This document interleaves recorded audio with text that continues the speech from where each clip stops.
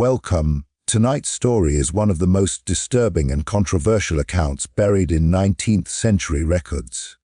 In 1856, whispers spread across plantations about an enslaved man whose presence alone drove overseers into madness, fear, and ultimately their own deaths.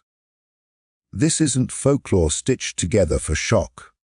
It's a case pieced from court notes, plantation logs, and personal letters that were never meant to be read again. Before we begin, tell me where you're watching from, and make sure you subscribe, because uncovering real historical stories like this takes serious time, cross-checking, and deep research that most people never see. The story begins quietly, almost unnoticed, in the spring of 1856, when an enslaved man was transferred to a large plantation after being sold to cover a debt. Records never agree on his real name. In some logs he is listed as Jonah, in others simply as the new man. That uncertainty alone would later fuel rumors, but at the time, no one thought much of it. Enslaved people were bought, sold, and moved constantly. What made this arrival different was not violence, rebellion, or defiance. It was the reaction of the overseers the moment he stepped onto the land. According to a surviving plantation journal, the first overseer assigned to register him paused mid-sentence while taking his details. The entry trails off in an unsteady hand, as if the writer had suddenly lost focus. Later that same evening, the overseer was heard asking other workers if they had seen the man's eyes. No one understood what he meant. The enslaved man had said nothing threatening, made no attempt to resist, and followed instructions without protest. Yet several witnesses later recalled that when he looked at someone, he didn't look away. He stared calmly, unblinking, as if studying them, not with anger, but with recognition. Within days, subtle changes appeared among the overseers. Men who were known for cruelty and confidence began requesting reassignment. One complained of sleeplessness, claiming that every time he closed his eyes, he saw the man standing at the foot of his bed, silent. Another refused to enter the quarters where the enslaved man was housed, insisting the air there felt wrong, heavy and cold, even under the Alabama sun. These were not men known for superstition. Plantation owners initially dismissed the complaints as nerves or drink. But the pattern didn't stop. The second overseer assigned to supervise the new arrival lasted less than a week. According to testimony later recovered from a court inquiry, he became increasingly agitated, snapping at workers, jumping at sudden noises. He was overheard shouting one night that the man knew things he shouldn't. When asked what he meant, he reportedly broke down, saying the enslaved man had spoken to him without words, that somehow he felt accused simply by being seen. What terrified the overseers most was that the enslaved man never misbehaved. He worked when ordered, ate when permitted, slept when told. There were no punishments to justify the fear. That absence of cause made the fear grow. Several overseers claimed that whenever he entered a space, conversations stopped, tools fell silent, animals grew restless, horses refused to pass him on narrow paths, dogs growled low and backed away. One overseer, known in records as Thomas G., tried to assert dominance publicly. He ordered the man to lift his head, to look down when spoken to. Witnesses say the man obeyed every command except one. He did not lower his eyes. He simply stood there, calm, breathing slow, watching. Thomas G. later told another overseer that it felt like standing before a judge who already knew the verdict. 2 nights later, Thomas G. reportedly barricaded himself in his room, convinced someone was whispering his name from inside the walls. Plantation owners began rotating overseers rapidly, hoping the issue would resolve itself.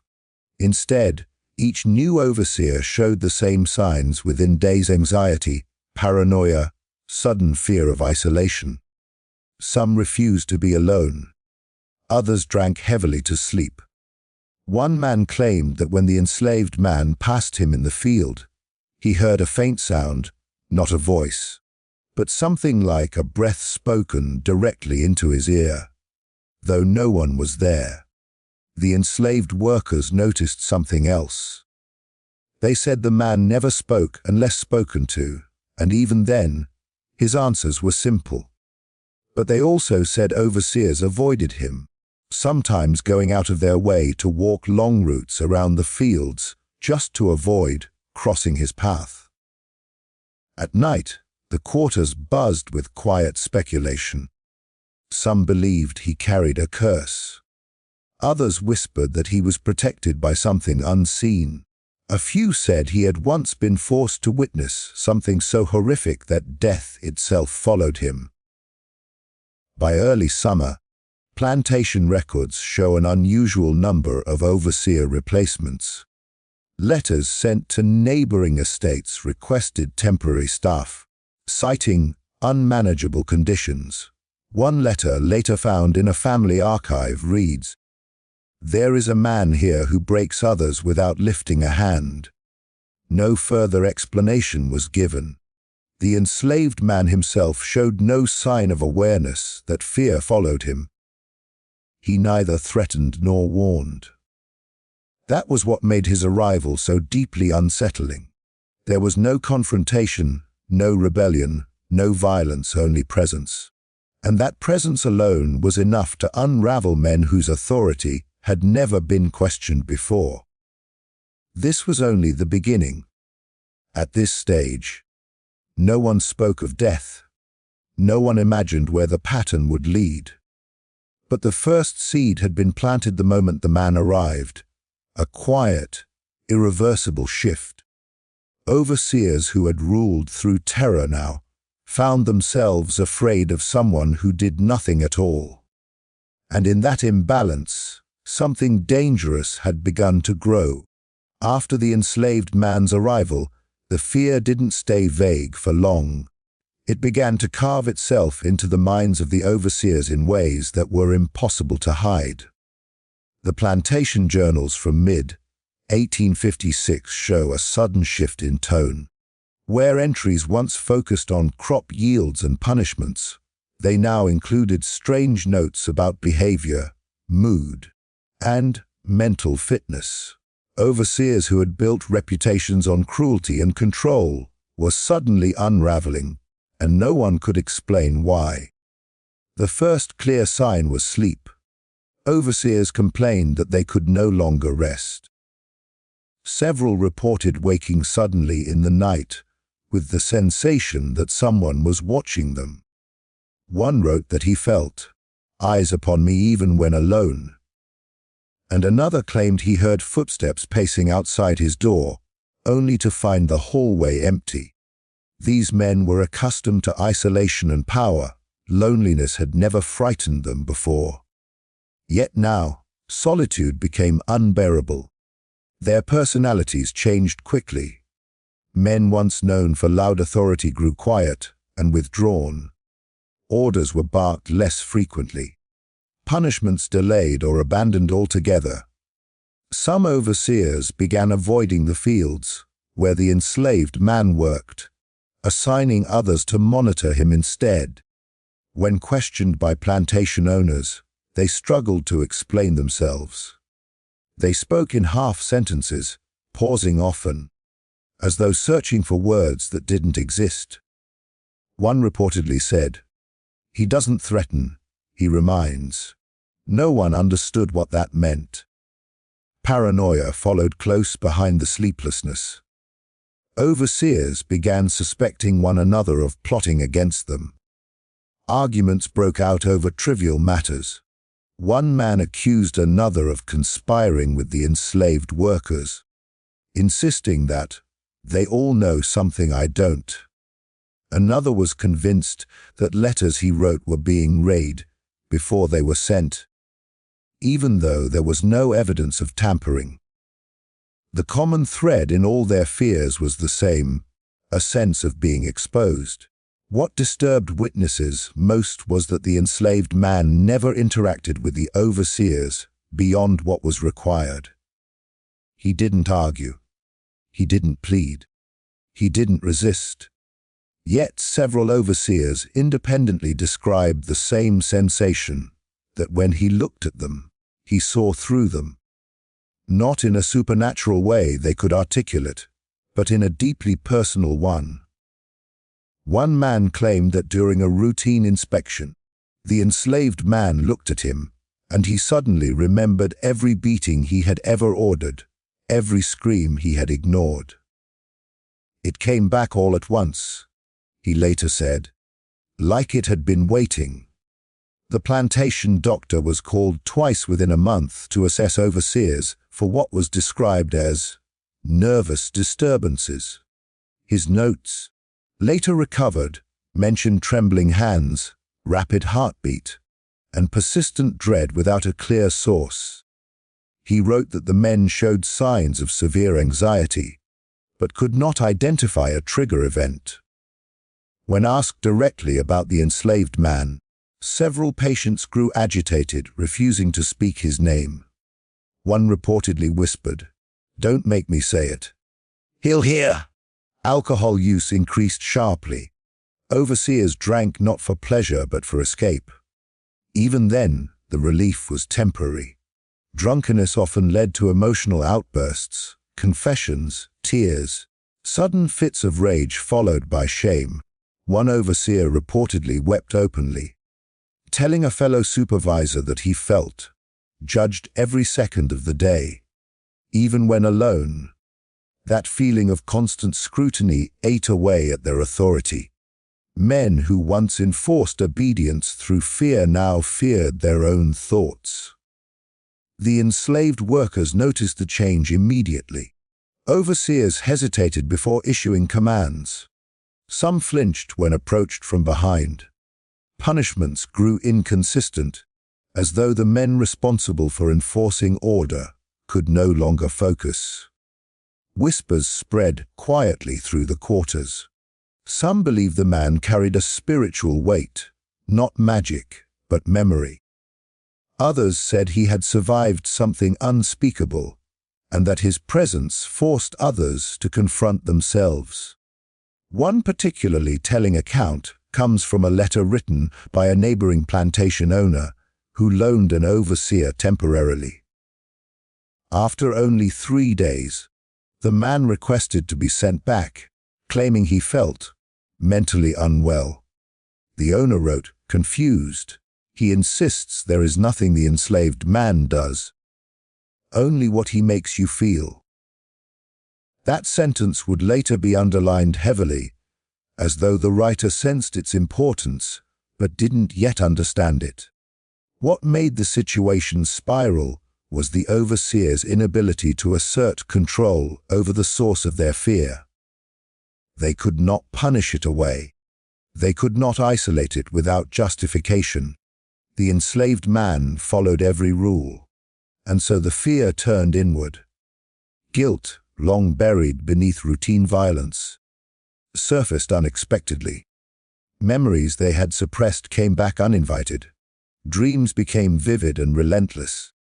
Several men claimed they dreamed of standing in fields filled with graves, though none could explain why. By the time plantation owners began taking the issue seriously, the psychological damage was already deep. Overseers were no longer just afraid. They were unraveling. Their confidence had cracked, replaced by a growing sense of inevitability, as though something terrible was approaching and could not be stopped. This phase marked a turning point. Fear had evolved into something more dangerous than panic. It had become obsession. Overseers were no longer reacting to the enslaved man's presence. They were anticipating it, replaying it, internalizing it. And once fear takes root inside the mind, it doesn't need an external threat anymore. It feeds itself. At this stage, no one spoke openly of death, but the groundwork had been laid. Authority had begun to collapse from the inside, and men who had once believed themselves untouchable were quietly losing control of their own thoughts. Whatever the enslaved man represented, memory, guilt, or something darker, it was already doing what violence never could. It was breaking them without touching them. What made the situation truly unprecedented was that no physical violence ever came from the enslaved man himself. There were no threats, no raised hands, no whispered warnings in the dark. In fact, according to every surviving record, he never once acted out of line. He did not resist orders. He did not provoke punishment. He did not speak unless spoken to. And yet, overseers began to describe a form of intimidation more powerful than force, one that worked quietly, relentlessly, and entirely inside their own minds. Plantation records describe this phase as the point where fear became unavoidable. Overseers no longer spoke about the man as a problem to be managed, but as a presence to be endured. One journal entry notes that an overseer refused to enter a toolshed simply because the enslaved man had been seen near it earlier that day. Another mentions a supervisor stopping mid-command when the man passed behind him, his voice trailing off as though the words had been pulled from his mouth. No explanation was offered. None seemed possible. What unsettled the overseers most was the man's stillness. He didn't fidget. He didn't avert his eyes. He didn't react to insults or threats. When spoken to harshly, he responded calmly. When shouted at, he answered softly. When punished for imagined slights, he endured without protest. This calm did not read as submission, it read as certainty.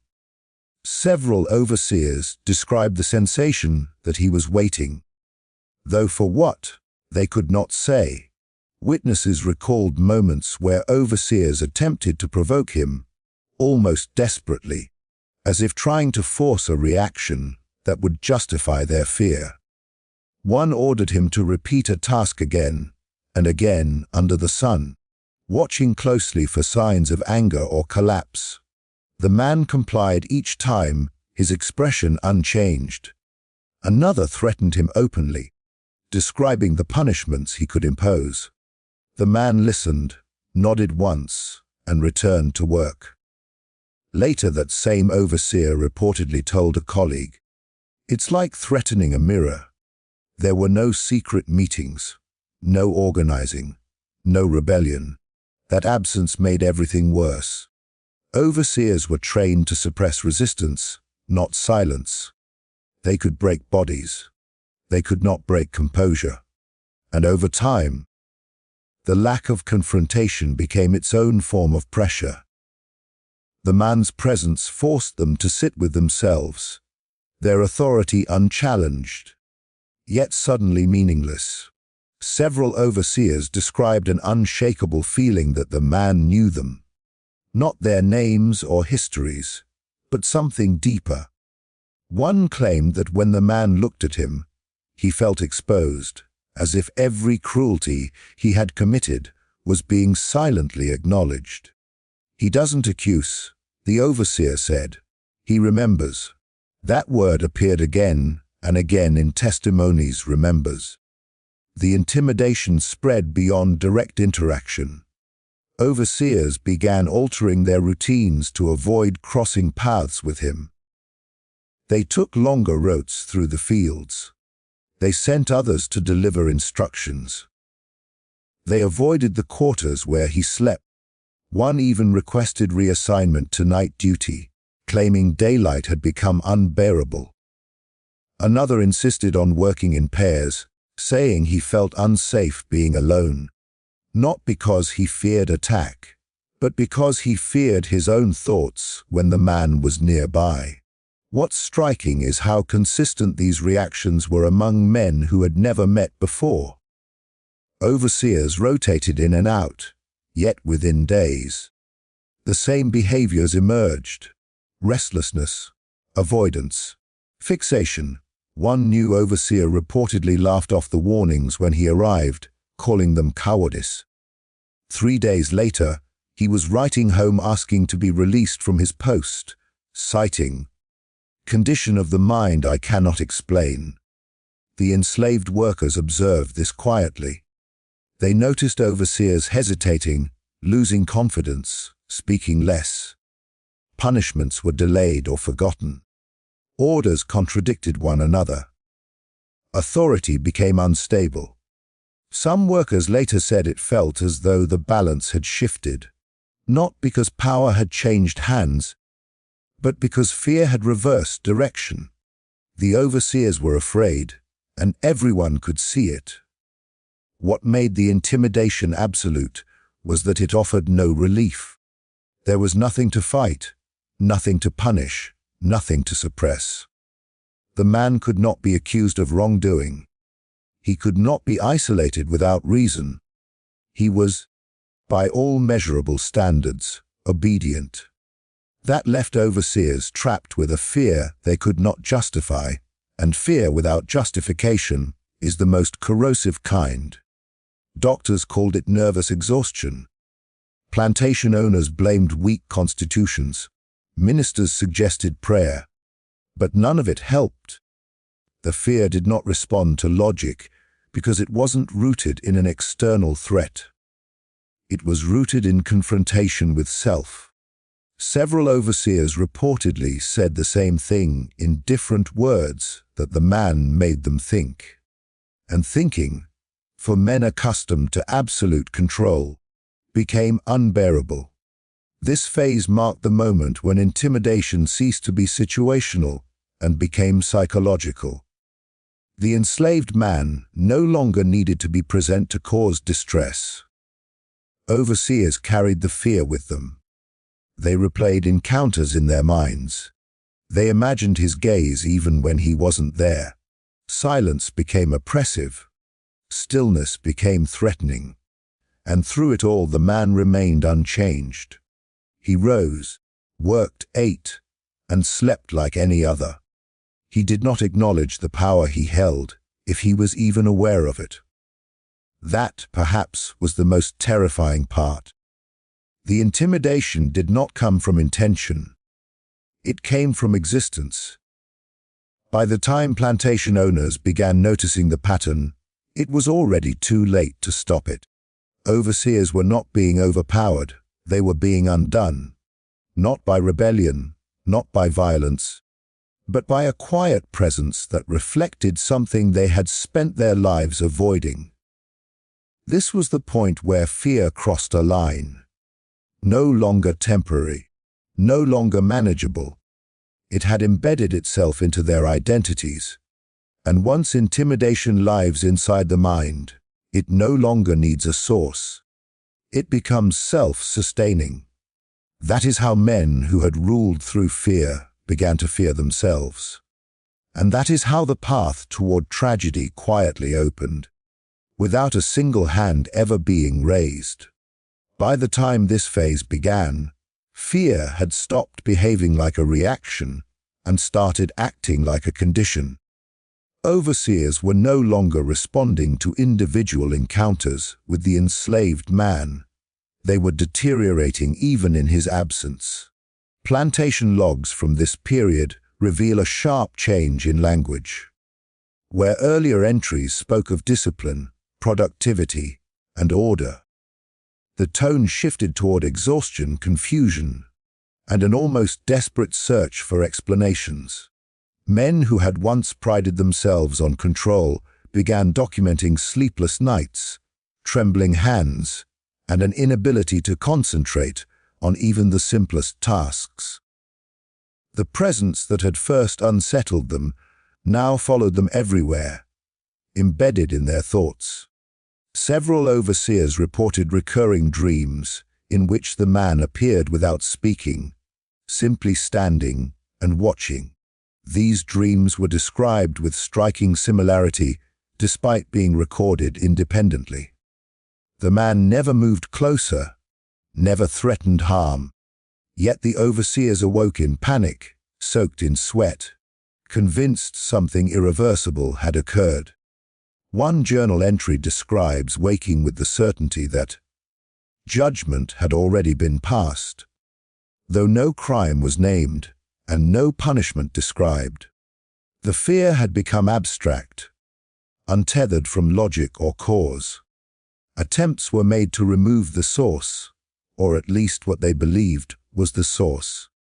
Plantation owners rotated overseers more frequently, hoping fresh men would break the pattern. Instead, the same symptoms emerged again and again. New overseers arrived confident, dismissive of rumors, and within days began requesting reassignment. Some claimed illness. Others cited family emergencies. A few simply abandoned their posts without explanation. One owner wrote angrily that he had never seen men lose themselves so quickly without drink, injury, or rebellion to blame. What terrified the overseers most during this stage was the loss of inner authority. Even when alone, they felt observed. Ordinary sounds became loaded with meaning. Footsteps behind them caused sudden panic, even when no one was there. Silence felt hostile. Several men began talking to themselves, rehearsing commands aloud, as if trying to remind themselves of who they were supposed to be. Others avoided mirrors, later admitting they could not bear the expressions staring back at them. Ministers were called. Doctors were summoned. Explanations were offered with confidence but no effect. Clergy spoke of spiritual unrest, urging prayer and repentance. But overseers reported that prayer only intensified the feeling that something was wrong. Physicians diagnosed nervous collapse, recommending rest and removal from duty, yet even those sent away carried the fear with them. Letters sent home describe men unable to sleep, pacing rooms for hours, convinced that something unseen was standing just beyond their line of sight. One overseer, previously known for cruelty, reportedly began apologizing to enslaved workers without being prompted. Witnesses described him offering extra food, reducing punishments, and avoiding eye contact. When questioned about his change in behavior, he reportedly said only, "It doesn't matter anymore." Days later, he was found dead. His death ruled a suicide. At the time, it was treated as an isolated incident, unfortunate, but explainable.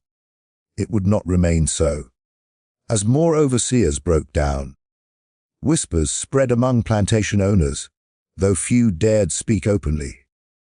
The pattern was too disturbing to confront directly. Men with reputations for brutality, men hardened by years of violence, were unraveling without resistance, without rebellion, without visible cause. And always, somewhere in the background, was the same enslaved man, still compliant, still silent, still unchanged. What made this stage especially dangerous was that fear began turning inward. Overseers no longer believed they were being threatened by an external force. Instead, they felt corrupted, hollowed out, as if something inside them had been exposed and could not be put back. Several wrote about feeling unfit to exist or unworthy of command, language that alarmed even their peers. Yet no one could name why. There was no confession, no accusation, no crime uncovered, only a growing certainty that they could not escape themselves. Isolation became common. Overseers withdrew from one another, convinced their condition was unique or shameful. They stopped sharing meals. They avoided conversation. In silence, their thoughts intensified. The absence of distraction allowed fear to grow unchecked.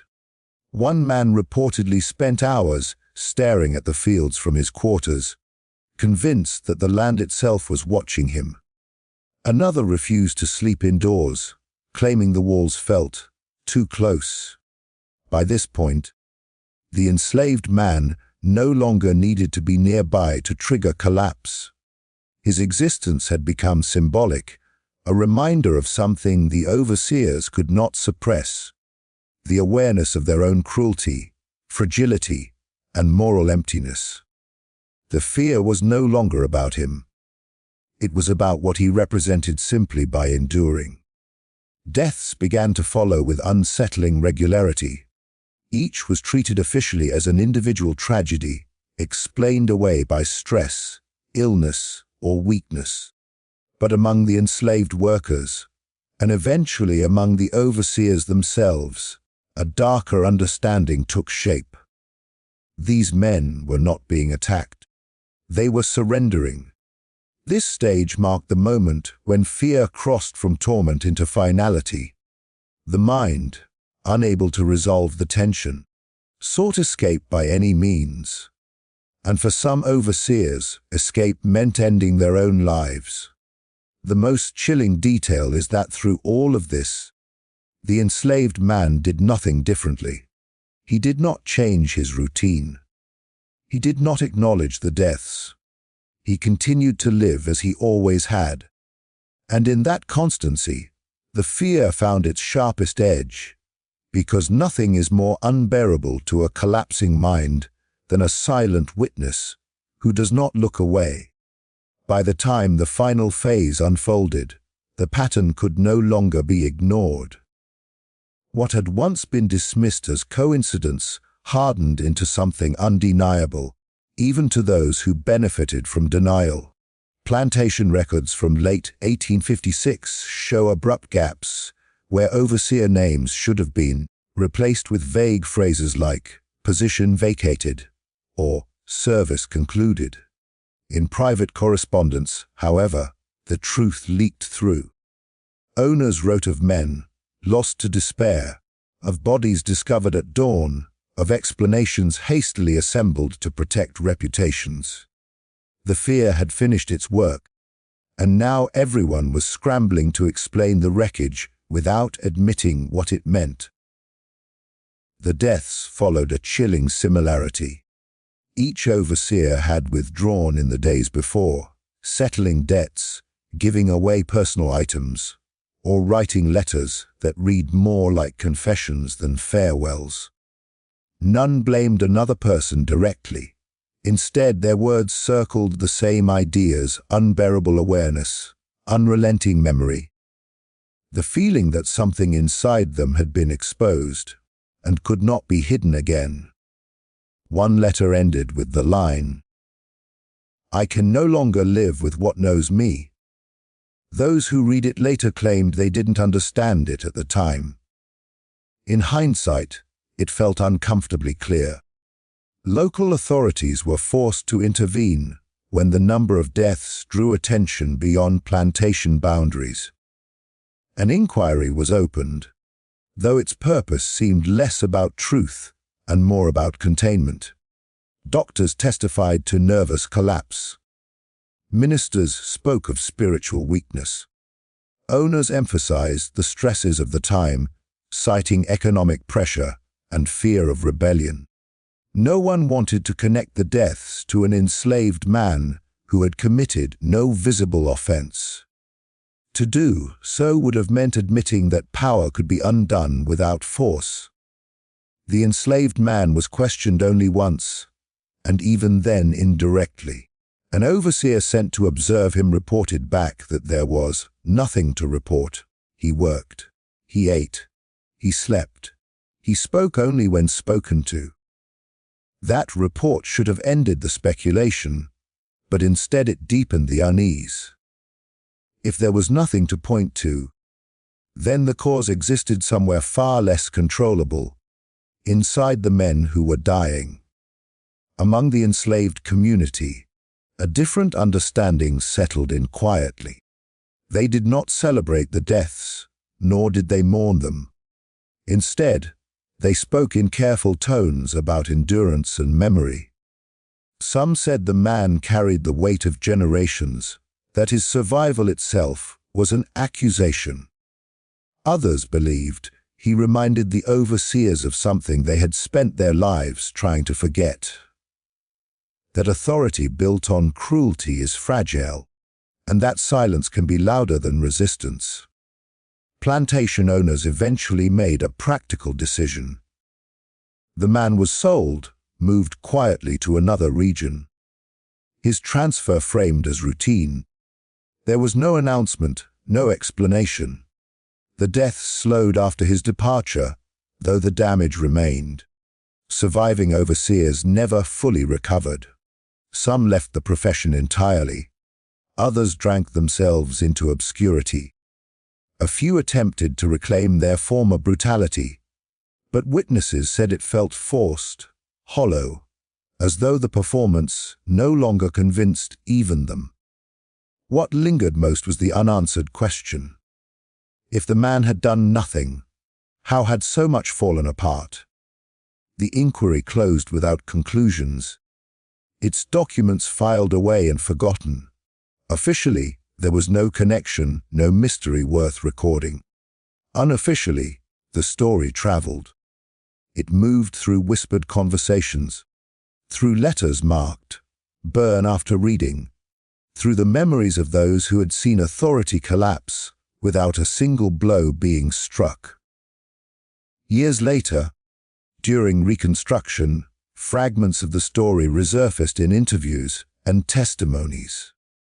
Former enslaved people spoke cautiously about a man who made them see themselves. They emphasized that he never claimed power, never sought revenge. His influence, if it could be called that, came from existing in full view of men who relied on dehumanization to survive their own actions. When forced to confront a human being who endured without submission or rebellion, something inside them fractured. Historians who encountered these accounts struggled with how to frame them. There was no rebellion to analyze, no weapon to catalogue, no supernatural explanation to verify. What remained was psychological collapse, guilt long buried, finally unearthed by proximity to someone who embodied its cost. In a system that demanded emotional numbness, the return of feeling proved lethal. The man's fate after his sale remains unclear. Records list him briefly, then not at all. It's possible he lived out his life in obscurity, carrying on as he always had, unaware of the legend forming around him. Or perhaps he understood more than anyone realized and chose silence as survival. Either way, history did not reward him with recognition.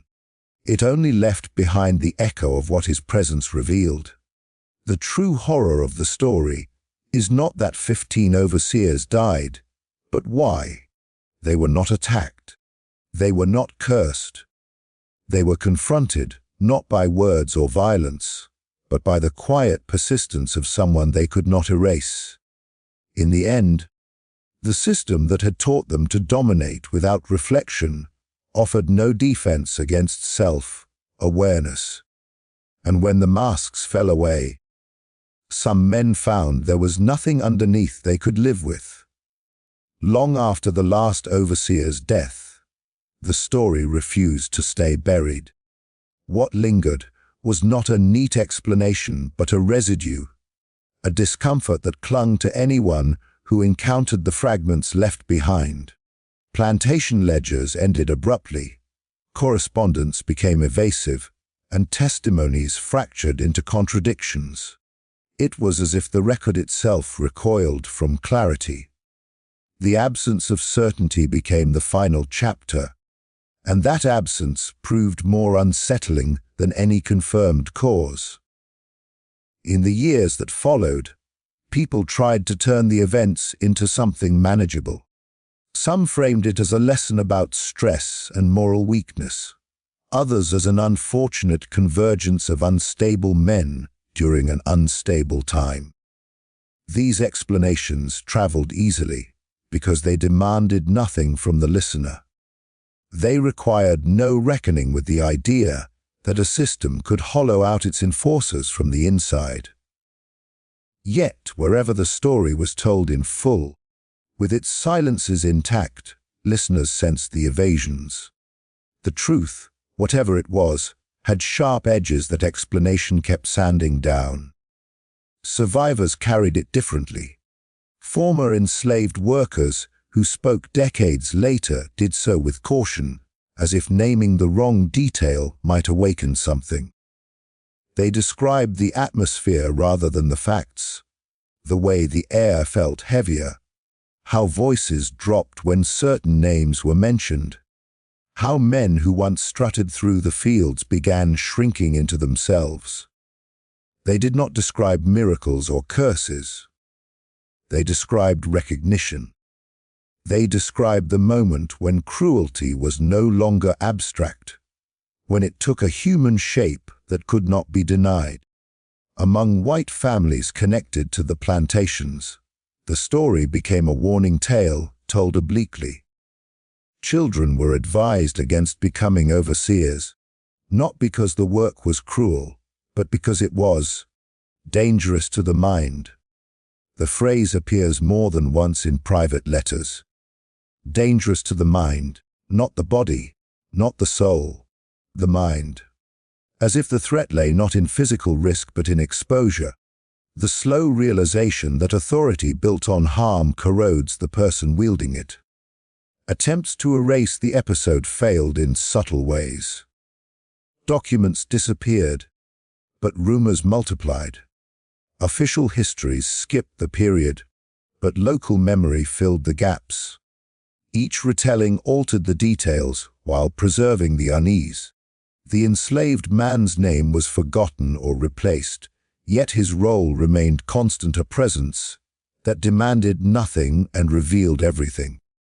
Over time, he became less a person and more a mirror, a symbol of endurance that forced reflection where denial once lived. This is where the story turns uncomfortable for modern ears.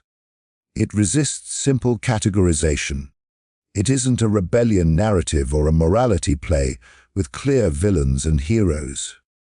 The overseers were undeniably cruel, yet their end did not come through confrontation or justice as history often frames it. It came through collapse. The system that empowered them offered no tools for introspection, no language for guilt, no path toward accountability.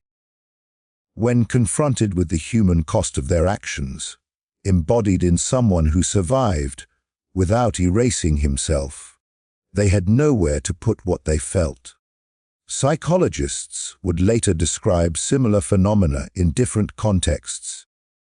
The breakdown that occurs when a worldview depends on dehumanization, and that dehumanization fails. When the mind can no longer reconcile belief with evidence, it fractures. In 1856, there was no vocabulary for this. There was only shame, fear, and isolation. The overseers' suicides, stripped of sensationalism, read less like acts of defiance and more like surrenders to an internal war they did not know how to fight. The enslaved man, meanwhile, fades back into anonymity. That, too, is part of the horror.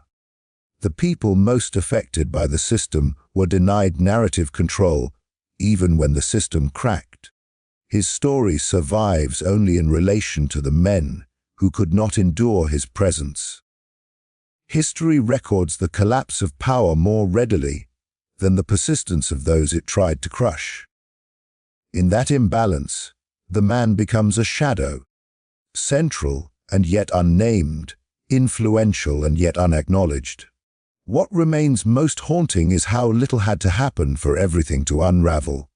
No uprising, no speech, no act of revenge, just survival carried without apology. The quiet refusal to disappear proved more destabilizing than any threat. It exposed the fragility beneath authority and the cost of maintaining cruelty through denial. Today, when the story resurfaces, it does so as a challenge rather than a lesson neatly learned. It asks what happens when people are forced to see themselves without the stories they tell to justify harm. It asks whether silence can be more accusatory than words. And it asks who truly pays the price when a system demands that empathy be buried alive. The final legacy of the events is not the number 15, nor the mystery of cause. It is the recognition that some horrors do not announce themselves with violence. They arrive quietly, sit in plain sight, and wait for the moment when denial gives way. When that moment comes, the damage is already done, not to those who endured, but to those who believed power could protect them from their own reflection.